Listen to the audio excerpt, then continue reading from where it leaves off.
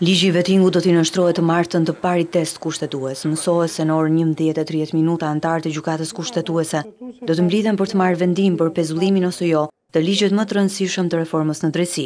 Seanca do të zhvillohet pa praninë e palëve, do të ketë në fokus kërkesën e Partisë Demokratike për pezullimin e efekteve të këtij ligji deri në përfundimin e shqyrtimit në themel nga ana e gjykatës kushtetuese.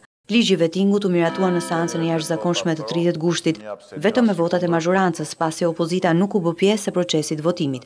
Në 5 tetor, Partia Demokratike goditi këtë ligj në gjykatën kushtetuese pasi sipas saj drafti bie ndesh me ligjin themeltar të shtetit. Sipas opozitës, kompetencat që ligji u jep institucioneve që kontrollohen nga qeveria, si Drejtoria e Sigurisë së Informacionit Klasifikuar, janë në tejkalim të parashikimeve kushtetuese dhe rrezikojnë vendosjen e një kontrolli politik mbi gjyqtarët dhe prokurorët. Ligji i vettingut përbën procesin kyç të reformës në drejtësi, pasi parashikon skanimin e të gjithë prokurorëve dhe gjyqtarëve, e sanksionon se të gjithë ata që nuk e kalojnë procedurën e rivlerësimit nuk mund të punojnë më në sistemin e drejtësisë. Por tashmë ky proces varet nga vendimi që do të marrë gjykata kushtetuese para ditën e së martës.